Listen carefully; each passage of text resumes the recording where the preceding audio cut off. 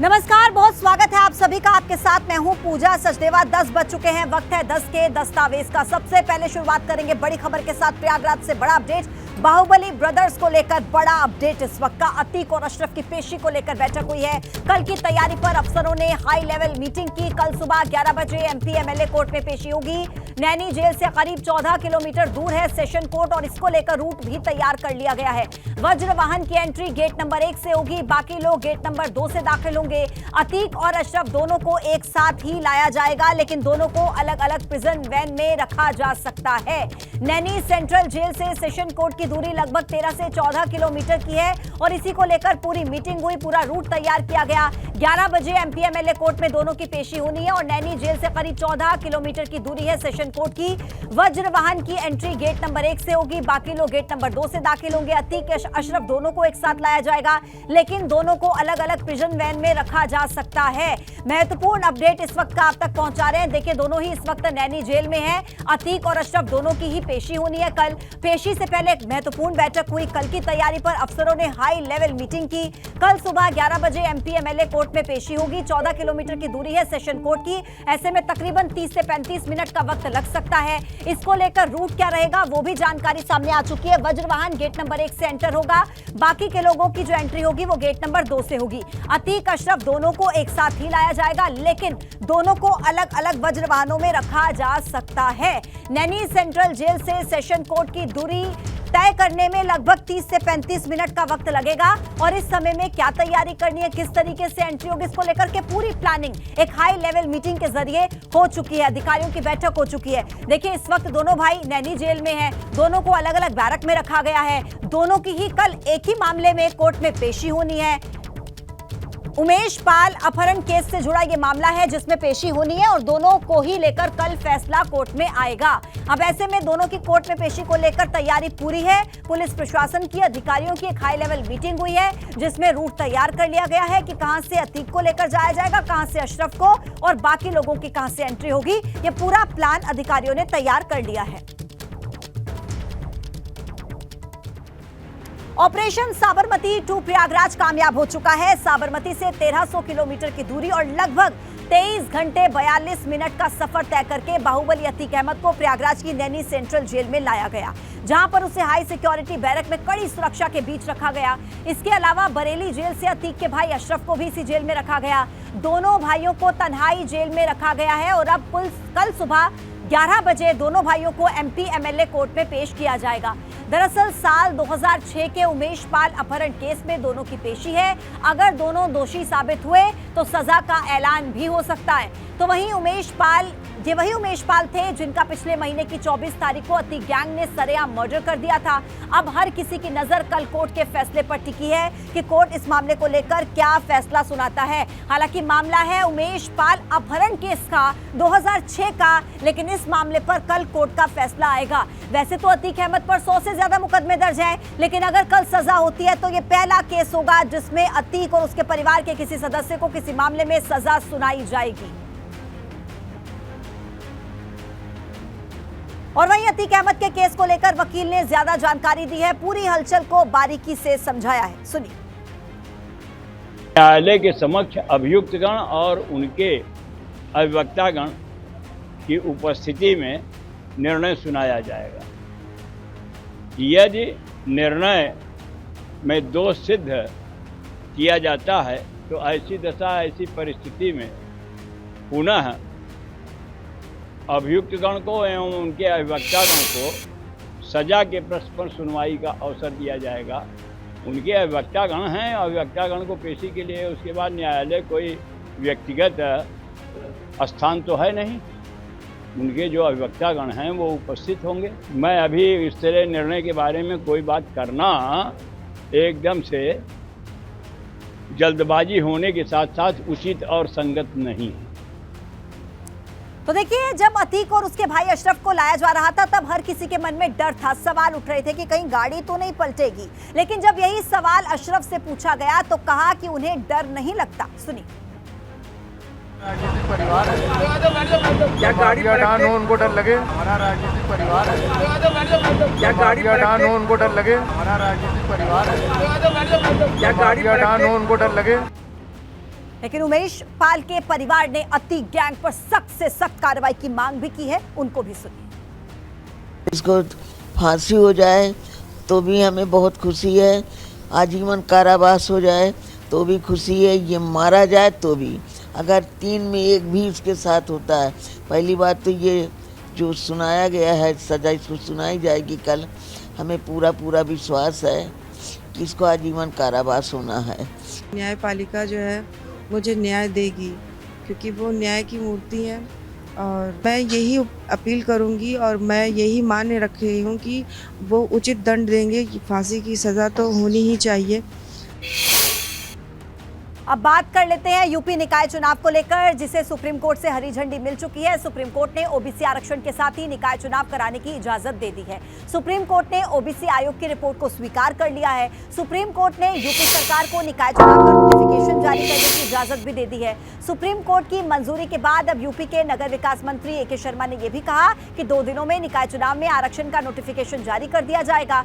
दरअसल आरक्षण पर फंसे पेच के बाद यूपी सरकार ने 28 दिसंबर 2022 को ओबीसी आयोग का गठन किया था। इसी मामले को लेकर 7 मार्च 2023 को आयोग ने अपनी रिपोर्ट भी दी थी। इसके बाद अब चुनाव को ग्रीन सिग्नल मिल चुका है, जिसके बाद उम्मीद यही है कि बहुत ही जल्द निकाय चुनाव की तारीखों का ऐलान हो सकता है। और वहीं डिप्टी सीएम केशव प्रसाद मौर्य ने सुप्रीम कोर्ट के इस फैसले का स्वागत किया। कहा कि आरक्षण के साथ ही चुनाव होंगे, हमारी पूरी तैयारी है, लेकिन सपा को हार का डर सता रहा है। सुनवाई के बाद उस रिपोर्ट को देश की सर्वोच्च अदालत ने स्वीकार किया है। अब ओबीसी को 27% आरक्षण के साथ उत्तर प्रदेश के निकाय चुनाव संपन्न होंगे और सर्वोच्च न्यायालय के इस निर्णय का मैं उत्तर प्रदेश की 25 करोड़ जनता की ओर से, सरकार की ओर से, पार्टी की ओर से हार्दिक स्वागत करता हूँ। और वहीं नगर विकास मंत्री ए के शर्मा ने भी जल्द से जल्द चुनाव का आश्वासन दिया है, साथ ही विरोधियों को आड़े हाथों भी लिया। आखिरकार सुप्रीम कोर्ट ने उत्तर प्रदेश में निकाय चुनाव कराने को लेकर हरी झंडी दे दी है। हमारे साथ में नगर विकास मंत्री ए के शर्मा जी हैं। सर, आखिरकार सुप्रीम कोर्ट से हरी झंडी मिल गई। मैं माननीय सर्वोच्च न्यायालय का बहुत बहुत धन्यवाद करता हूं। उनके निर्णय का, उनके निर्देशों का स्वागत करता हूं और सुप्रीम कोर्ट के निर्देशानुसार हमारे माननीय मुख्यमंत्री श्री योगी आदित्यनाथ जी के नेतृत्व में, माननीय प्रधानमंत्री जी की भावना के अनुसार ओबीसी सहित सभी वर्गों का आरक्षण और संवैधानिक अधिकार को सुनिश्चित करते हुए हम राज्य में निकाय के चुनाव कराएंगे। कब तक सर माना जाए चुनाव हो सकते हैं उत्तर प्रदेश में? जैसा मैंने कहा कि हम अपना काम माननीय सुप्रीम कोर्ट के निर्देशानुसार 2 दिन में हम करेंगे। उसके बाद की जो प्रक्रिया होती है, ज़्यादातर प्रक्रिया चुनाव आयोग की होती है, तो चुनाव आयोग के टाइम टेबल के बारे में कुछ कह पाना मेरे लिए संभव नहीं है, लेकिन मैं मानता हूं कि अब विलंब का कोई कारण नहीं है। और वहीं मंत्री जयवीर सिंह का कहना है कि यूपी सरकार समय से चुनाव कराएगी, हम पिछड़ों का हक मारने वाले नहीं हैं। उत्तर प्रदेश में निकाय चुनाव कराने के लिए सुप्रीम कोर्ट से हरी झंडी मिल गई है। हमारे साथ में कैबिनेट मंत्री जयवीर सिंह जी हैं। मंत्री जी, निकाय चुनाव का सभी राजनीतिक दलों को भी बेसब्री से इंतजार था। हरी झंडी मिल गई सुप्रीम कोर्ट से, जो रिपोर्ट आप लोगों ने दाखिल की आयोग की, स्वीकार कर ली गई। देखिए, माननीय उच्चतम न्यायालय के निर्देशानुसार हम लोगों ने आयोग गठित किया और निर्धारित समय से पूर्व हम आभारी हैं आयोग के, जिसने अपनी रिपोर्ट प्रस्तुत कर दी। चूँकि प्रदेश सरकार संकल्पबद्ध है, प्रतिबद्ध है समय पर चुनाव हो, लेकिन पिछड़ों के 27% आरक्षण के हक के साथ, चूँकि माननीय उच्च न्यायालय ने आदेश दे दिया था कि 27% आरक्षण के बिना ही उत्तर प्रदेश के चुनाव करा दिए जाएं, उसी के विरुद्ध हम लोग माननीय उच्चतम न्यायालय इसलिए गए थे कि हम पिछड़ों का हक किसी भी कीमत पर मानने वाले नहीं हैं, न ऐसी कोई मंशा थी और उनके हक उन तक पहुँचाने के लिए प्रतिबद्ध हैं।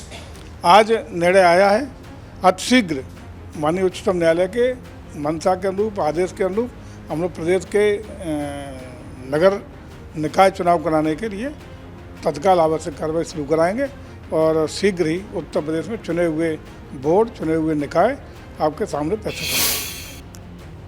हम फैसले का स्वागत करते हैं। भारतीय जनता पार्टी के मंत्री तो यही कह रहे हैं, लेकिन समाजवादी पार्टी के नेता निकाय चुनाव को लेकर सरकार पर हमलावर हैं। क्या कहना है सपा के नेताओं का, वो भी सुनिए।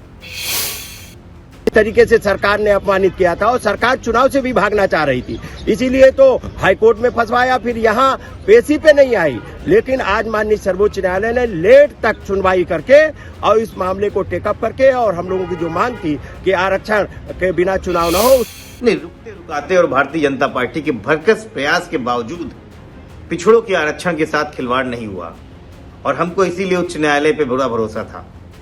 इन्होंने जो पिछड़ा वर्ग आयोग बनाया उसने भी भारतीय जनता पार्टी द्वारा किए गए रैपिड सर्वे बहुत उंगलियां उठाई।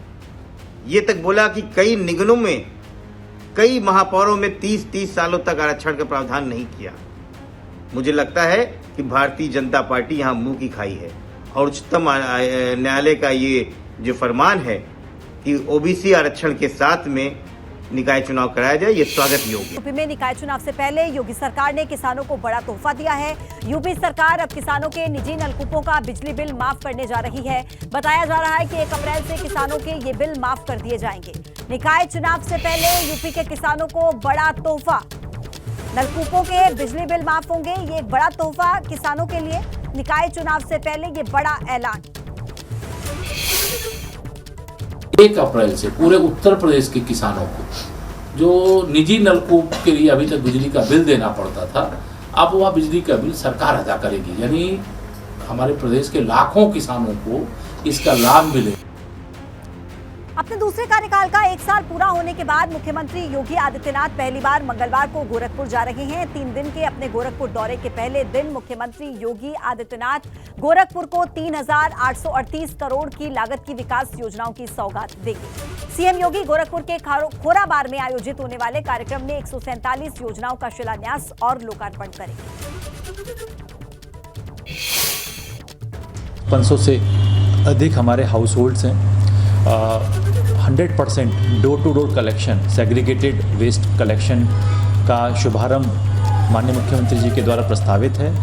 2 वार्ड में हम पायलट प्रोजेक्ट के तौर पे कर रहे हैं। इसके अंतर्गत डेडिकेटेड रूट है, उनको 2 वार्ड्स को हमने क्लस्टर्स में डिवाइड किया और हर क्लस्टर्स के लिए एक डेडिकेटेड व्हीकल लगाया है और हर हाउस होल्ड को, जितने भी घर हैं उन सबको टैगिंग किया गया है, सबको QR कोड दिया जाएगा।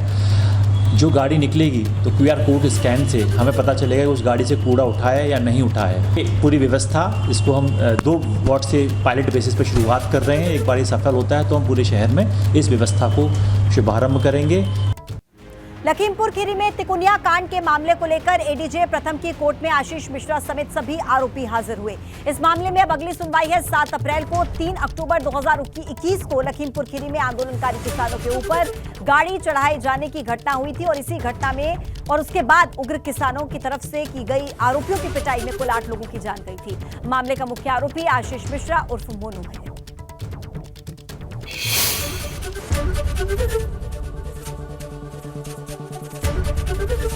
ABP गंगा, खबर आपकी, जुबान आपकी।